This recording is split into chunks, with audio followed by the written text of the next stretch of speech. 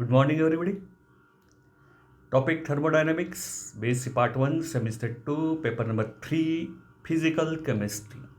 So the new term that is entropy. What do you mean by entropy? That is concept of entropy. Here there are two diagrams.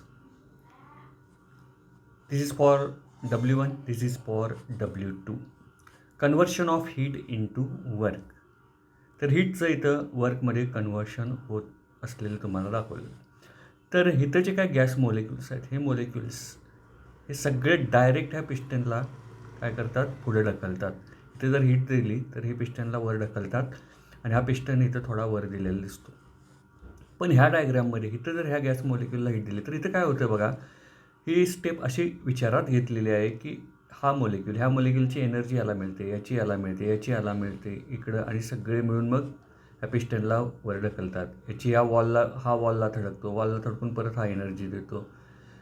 तर इथं जे हे काय सगळं दाखवलेलं आहे, ह्याची एनर्जी जी आहे ती एनर्जी एकमेकाला वाटण्यात काय होते, बरीच एनर्जी ही वाया जाते. त्याला आपण अनअवेलेबल एनर्जी म्हणतो. इथं कसं आहे, सगळी हीट या मोलेक्युल्सना मिळते आणि पिस्टनला जोरामध्ये वर ढकलतात.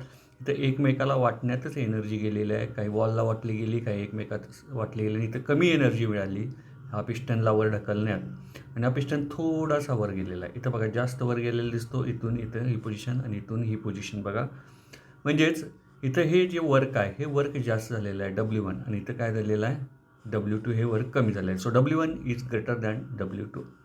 So here is a complete conversion of heat into work. आणि इथं काय झालेलं आहे, पार्शल कन्व्हर्शन झालेलं आहे. एनर्जी वाटण्यात, एकमेकाला संपर्क करण्यात, वाटण्यात ही एनर्जी गेलेली आहे.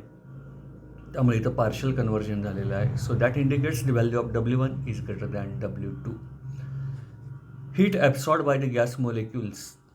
जेव्हा हे गॅस मोलेक्युल्स हीट ॲब्सॉर्ब करतात तेव्हा त्याची कायनेटिक एनर्जी वाढते, म्हणजे गती वाढते, आणि गतीमुळे हे मोलेक्युल काय होतात, इकडं तिकडे जाऊ शकतात. दे कोलाईड विथ. आता काय काय होते बघा, गॅस मोलेक्युलला हीट दिल्यानंतर कायनेटिक एनर्जी त्याची वाढली. दे कोलाईड विथ इच अदर. एकमेकाला कोलाईड होतात, एकमेकाच्या संपर्कात येतात. हे दाखवलं, हा याला कोलाईड झाला आहे, हा याला कोलाईड झालेला आहे. Second, walls of the container.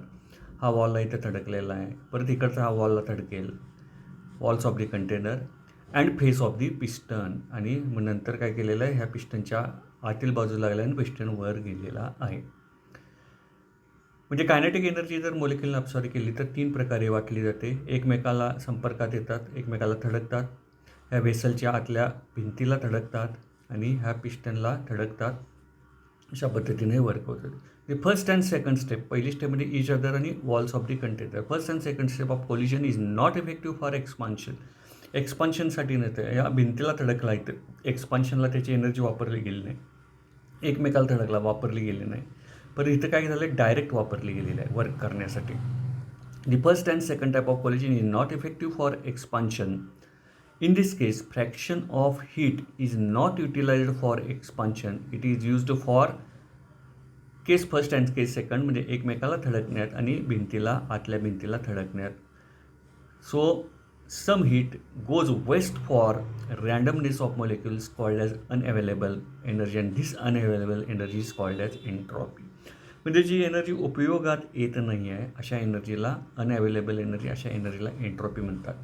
इथे तुमची एंट्रॉपी काय असणार आहे, 0 असणार आहे, कारण जवळजवळ सगळे मोलेक्युल्स हे पिस्टनला ढकलण्यास कार्यरत आहेत. परंतु इथं काय झाले आहेत, हा मोलेक्युल याच्याशी, हा मोलेक्युल याच्याशी, हा भिंतीशी, त्यामुळे काही एनर्जी हे ह्याच्यामध्ये एकमेकाला थडकण्यात किंवा भिंतीला थडकण्यात ही वेस्ट झालेलं आहे. त्या वेस्ट झालेल्या एनर्जीला अनअवेलेबल एनर्जी म्हणतो, आणि ती अनअवेलेबल एनर्जी म्हणजेच that is called as entropy. म्हणजे एंट्रॉपी ही कन्सेप्ट तुमच्या लक्षात आली. Next, so entropy is a measure of unavailable part of energy to do work, वापरात न येणार. अँड दुसरी डेफिनेशन त्याची, measure of order and disorder of the system. एखादी सिस्टीम असेल, त्यात सिस्टमॅटिक पद्धतीनं जर मोलेक्युल्स असतील तर ती कम्प्लिटली ऑर्डर सिस्टीम आहे, आणि ती जर डिसऑर्डर झाली, म्हणजे वाटेल तसे इकडे तिकडे असतात, जर ते मोलेक्युल्स फिरायला लागले तर सिस्टीम काय होते, ती तर ही ऑर्डर आणि डिसऑर्डर मेजर करण्याचं काम कोण करतं, एंट्रॉपी करतं. आणि अनअवेलेबल एनर्जी मेजर करण्याचं काम काय करतं, म्हणजे जी काय उपलब्ध आहे त्या अनअवेलेबल एनर्जीला एंट्रॉपी असं म्हटलं जातं.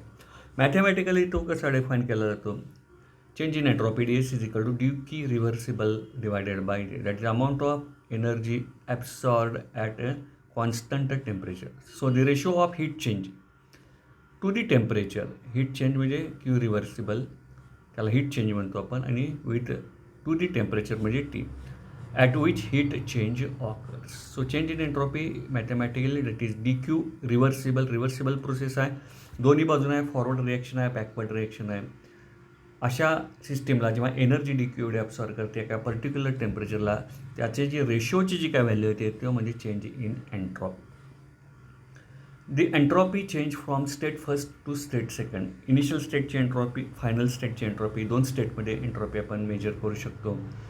So delta S is equal to S2 minus S1. S2 म्हणजे फायनल स्टेट एंट्रॉपी, S1 म्हणजे इनिशियल स्टेट एंट्रॉपी. एंट्रॉपी आपण एस या लेटरनं दाखवतो आणि चेंज इन एंट्रॉपी DS या लेटरनं दाखवतो. So it becomes integration of D Q reversible divided by T. अनेक सबस्टन्सची जर एंट्रॉपी काढायची असेल तर आपण इंटिग्रेशन करतो. So entropy is a state function. He state function आहे, कारण इनिशियल स्टेट त्यामध्ये असते, फायनल स्टेट यामध्ये असते, आणि त्यातला फरक आपण या पद्धतीनं काढू शकतो. It is an extensive property. So its value depends on quantity of a substance.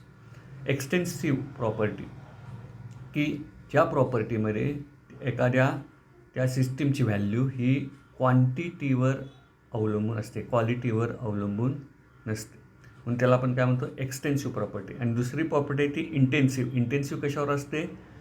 ही क्वालिटीवर पण असते आणि क्वांटिटीवर पण असते. त्या सबस्टन्सची क्वालिटी काय आणि क्वांटिटी काय ह्याच्यावर जे प्रॉपर्टी असते त्याला इंटेन्सिव्ह प्रॉपर्टी असं म्हणतात. आणि एक्सटेन्सिव्ह प्रॉपर्टी ही फक्त कशावर असते? क्वांटिटीवर अवलंबून असते. सो एंट्रॉपी ही क्वांटिटीवर अवलंबून असणारी प्रॉपर्टी आहे. So that is extensive property.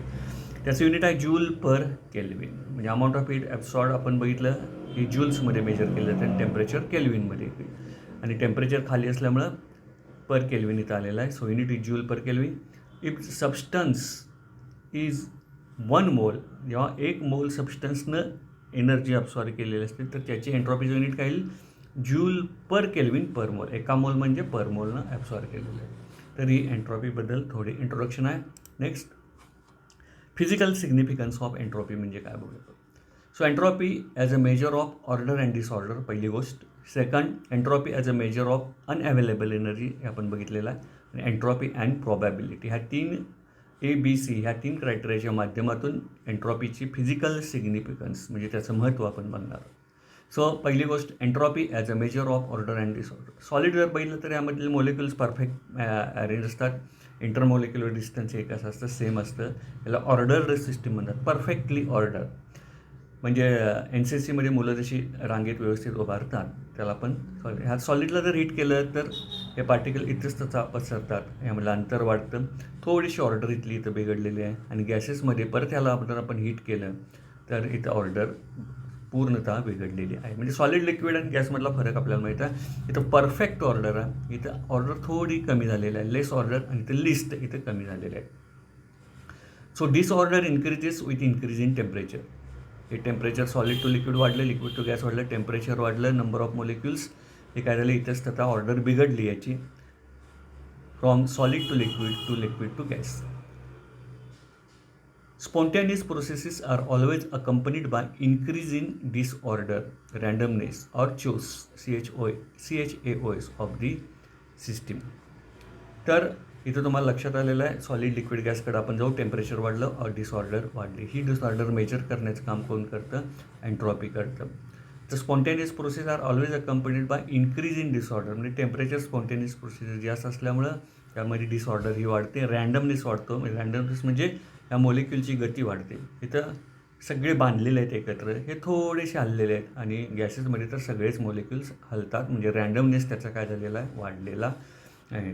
तर हा रँडमनेस किंवा ही डिसऑर्डर मेजर करण्याचं काम एंट्रॉपी करतं. हे त्याचं एक पहिलं महत्त्व आहे, that is physical significance. Second, entropy is a measure of unavailable energy of the system. आपण मगाशी बघितलेलं आहे अनअवेलेबल एनर्जी कशी निर्माण होते, आणि त्या अनअवेलेबल एनर्जीलाच आपण एंट्रॉपी म्हणतो. सो टोटल एनर्जी बघा एखाद्या सिस्टीमला आपण दिली, अवेलेबल फॉर डू वर्क, काही वर्क करण्यासाठी वापरली जाईल आणि काही वर्क करण्यासाठी वापरली नाही जाईल, म्हणजे अनअवेलेबल एनर्जी. म्हणजे ती इथंच स्वतः पसरते, मोलिक्युल्सला तडकते, भिंतीला, त्या वेसलच्या भिंतीला तडकते. टोटल एनर्जी एच आपण धरली, एच म्हणजे enthalpy. Available energy for do work that is free energy जी त्याला आपण म्हणतो, आणि अनअवेलेबल एनर्जी त्याला आपण टी एस म्हणतो. डेल्टाच्या भाषेमध्ये आपण मांडलेला आहे delta H is equal to delta G plus T delta S. आता ह्यातली टी एस जी आहे ती अनअवेलेबल एनर्जी आहे. टी एस म्हणजे टी जर वाढलं, टेम्परेचर सिस्टीमचं वाढलं तर ही क्वांटिटी वाढेल, ही क्वांटिटी वाढली की डेल्टा एच तुमचा वाढू शकेल. So higher the temperature, more is the disorder and more is the unavailable energy. So entropy is a measure of such unavailable energy. Temperature वाढलं की आपोआपच अनअवेलेबल एनर्जी ही वाढणार आहे, आणि ही अनअवेलेबल एनर्जी मेजर करण्याचं काम एन्ट्रॉपी करते, हे त्याचं दुसरं महत्त्व आहे. So entropy as a measure of unavailable energy of a system. पहिले आपण बघितलं की ऑर्डर अँड डिसऑर्डर किंवा रँडमनेस मेजर करतो. आणि third that is entropy and probability. The most probable state is the most arrangement किंवा random of molecules in the system. That is, disordered state has higher entropy than ordered state. आपण मगाशी बघितलं order असेल solid, order हळूहळू काय होते, temperature दिलं तसं बिघडत जाते, डिसऑर्डर होते. Disorder state has higher entropy होते, ते आपण बघितलेलं आहे. So the most probable state is the most random किंवा arrangement of molecules of the system. आता इथं बघा, water has higher entropy than ice. Water, so probability of disorder is more आणि probability of disorder is less. आईसमध्ये जर आपण बघितलं, ice हा वॉटरचा सॉलिड फॉर्म आहे आणि वॉटर हे त्याचं लिक्विड फॉर्म आहे. म्हणजे आईसमध्ये सगळे एकत्र मोलिक्युल्स बांधलेले असणार, इथं थोडीशी ऑर्डर असणार. So probability of disorder, order चांगली असल्यामुळे डिसऑर्डर होण्याची क्षमता ही कमी असणार आहे, आणि इथं probability of disorder is more वॉटरमध्ये. तसंच गॅसकडे गेले की प्रॉबॅबिलिटी इज मोर. म्हणून ही प्रॉबॅबिलिटी ऑर्डर डिसऑर्डर रँडमनेस ह्याच्या माध्यमातून ही प्रॉबॅबिलिटी मेजर केली जाते. So that is the entropy and probability. Physical सिग्निफिकन्समध्ये 3 गोष्टी बघितल्या. It is the measure of randomness of a molecule, disorder and order. Second गोष्ट बघितली, it is a measure of unavailable energy. आणि थर्ड आपण बघितले की एन्ट्रॉपी अँड प्रॉबॅबिलिटी. प्रॉबॅबल किती आहे ते, टेम्परेचर वाढवत गेल्यानंतर प्रॉबॅबिलिटी काय आहे हे मेजर करण्याचं काम एन्ट्रॉपी करते. नेक्स्ट आता आपण बोलतोय थर्ड लॉ ऑफ थर्मोडायनॅमिक्स. आता झिरोथ लॉ ऑफ थर्मोडायनॅमिक्स आहे तो आपल्याला टेम्परेचरविषयी, सिस्टीमच्या टेम्परेचरविषयी माहिती देतो. फर्स्ट लॉ जो आहे तो इंटरनल एनर्जी, सिस्टीमची आतली जी एनर्जी आहे, आपल्यामध्ये सुद्धा आतमध्ये एनर्जी असते, त्याला आपण ऊर्जा म्हणतो, आणि त्याच्यावरच आपलं कार्य चाललेलं असतं. आणि सेकंड लॉ आपल्याला काय करतो, एन्ट्रॉपीबद्दल माहिती देतो, की जी एन्ट्रॉपी म्हणजे आता आपण सगळं बघितलेलं आहे. आणि आता थर्ड लॉ आपल्याला काय सांगतो, थर्ड लॉचं स्टेटमेंट आहे बघा, entropies of all perfectly crystalline substances are zero at 0 kelvin. Temperature किती, 0 केल्विन म्हणजे 273 डिग्री सेंटीग्रेड. परफेक्टली 0 केल्विनला एन्ट्रॉपी परफेक्टली क्रिस्टलाइन जर सबस्टन्स असेल परफेक्टली, तर त्याची एन्ट्रॉपी 0 केल्विनला 0 असते, असं आपल्याला थर्डला सांगतो.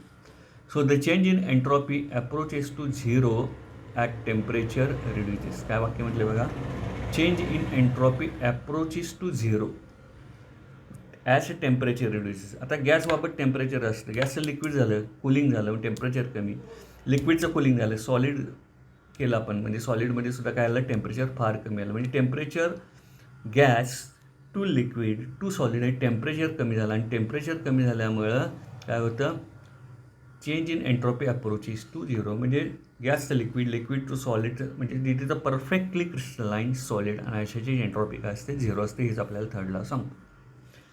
ॲब्सोल्यूट एन्ट्रॉपी आणि इट्स इव्हॅल्युशन. ॲब्सोल्यूट एन्ट्रॉपीचं इव्हॅल्युशन म्हणजे कशा पद्धतीनं ते इव्हॅल्युएट केली जाते, कॅल्क्युलेट केली जाते. समजा आपण घेतला क्रिस्टल सॉलिड, 0 केल्विनला घेतला, entropy change on warming to its melting. आता तो जो सॉलिड आहे तो आपण वितळवायचा, फ्यूज करायचा, मेल्ट करायचा, तर त्याची value delta S1 is equal, हा मॅथमॅटिकल फॉर्म हा लक्षातच ठेवायचा आहे, इज इक्वल टू CP, हा सॉलिड आहे, सॉलिड घेतलेला आहे, DT/T.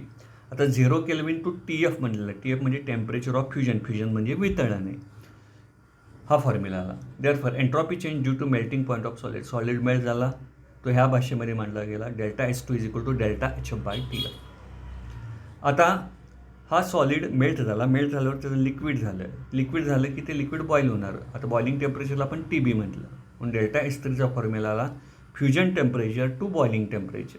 TF म्हणजे फ्युजन झालं टू TB म्हणजे बॉइलिंग टेम्परेचर, CP आता इथं सॉलिड होता तो मेल्ट झाला, आता इथे लिक्विड आहे तो बॉईल, म्हणजे ते एल लिहिलेलं आहे dt/dt.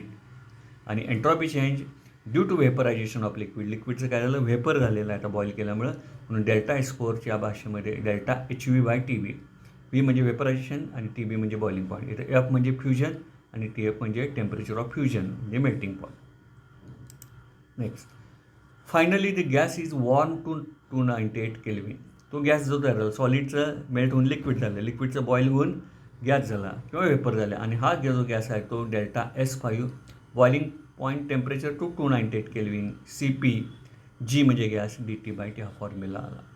So entropy change sum of the all equation, ही सगळी इक्वेशन्स आपण एकत्र केली 298 केल्विनला, delta S1, delta S2, delta S3, delta S4, delta S5. So at particular आता 298 असेल, जनरल फॉर्ममध्ये T येईल इथं 298 टेम्परेचर. सो 0 to TF पहिलं delta S1, delta S2, delta S3, delta S4, delta S5च्या सगळ्या व्हॅल्यू इथे सबस्टिट्यूट केल्या, डॉट पुढं डेल्टा S6 येईल, डेल्टा S. तर अशा पद्धतीनं ही ह्या सगळ्या व्हॅल्यूज इथे आपण भरून ही जी एन्ट्रॉपी आहे ह्या सिस्टीमची 298 केल्विनला आपण इव्हॅल्युएट करू शकतो. So that is the evaluation of entropy. आता डिबाय नावाचं एक इक्वेशन आहे, ते डिबाय नावाचं इक्वेशन, आता हे इक्वेशन्स कशी आली वगैरे हे आपल्याला जास्त अभ्यास नाही आहे, फक्त लक्षात ठेवा CP = AT3. A म्हणजे हा कॉन्स्टंट असेल आणि T म्हणजे टेम्परेचर. आता याच्यावर एक एक्झाम्पल आपण बघू. दी molar heat capacity of certain solid at 10 kelvin is 0.43 joule per kelvin. Entropy दिलेलं आहे, टेम्परेचर 10 केल्विन दिलेलं आहे. What is it's molar entropy at that temperature, त्याची मोलर एन्ट्रॉपी किती. आता आपला इथं फॉर्म आहे S2 = इंटिग्रेशन. आता टेम्परेचर किती आहे, 0 केल्विन टू 10 केल्विन. इनिशियल धरायचं आहे ते 0 आणि 10 केल्विनला ते झालेलं आहे, CP dt/d. आता CP म्हणजेच काय, AT3. आता इथं काय टेम्परेचर आपण T1 जर घेतलं तर CPची व्हॅल्यू AT1³ / 3. Therefore CP / 3. आता इथं काय आलं बघा, CP × dt/t. आता CPची जी व्हॅल्यू आहे ती AT3, ती AT1³ धरली आपण आणि डिवायडेड बाय हा 3. So it becomes CP / 3. आता Aची व्हॅल्यू जी आहे, Aची व्हॅल्यू काय येईल, CP / T3. त्यामुळे तो 3 जो आहे तो 3 तिथं आपल्याला आलेला आहे. So molar heat capacity of a certain solid 10.431. What is it's molar entropy at that temperature. तर ह्या फॉर्म्युल्यानुसार आपण जर बघितलं तर 1/3 × dt/d. CPची व्हॅल्यू किती आली, 1/3, आणि CPची मोलर हीट कपॅसिटी दिलेली आहे 0.3 आणि dt/t किती आला, 1/3. तर याचं उत्तर आलेलं आहे 0.143 जूल पर केल्विन पर मोल. अशा पद्धतीनं हे एक्झाम्पल आपण काय करू शकतो, हे सोडवू शकतो. तर अशा पद्धतीचे एक्झाम्पल्स आपल्याला सोडवता आले पाहिजे. तर आजच्या याच्यामध्ये आपण एन्ट्रॉपीची कन्सेप्ट बघितली, त्याचा फिजिकल सिग्निफिकन्स बघितला, त्याचं इव्हॅल्युएशन बघितलं आहे, ह्या सगळ्या गोष्टी आपण इथं बघितलेल्या आहेत. तर इथं आज आपण थांबतो आहे. पुढच्या तासाला आपण थर्मोकेमिस्ट्री नावाचा भाग चालू करतो आहे. आत्तापर्यंत झालेला भाग तुम्ही काय करा, हा व्यवस्थित सगळा अभ्यास करा, नंतर आपण पुढे जातो आहे. स्वस्थ राहा, सुरक्षित राहा, घरीच राहा, सॅनिटायझरचा वापर करा, मास्क वापरा, सोशल डिस्टन्स नियमाचं पालन करा. स्वतः सगळ्या घरच्यांना सांगा, शेजाऱ्यांना सांगा, आणि घरी राहा, सुरक्षित राहा, स्वस्थ राहा. Have a nice day. Thank you very much.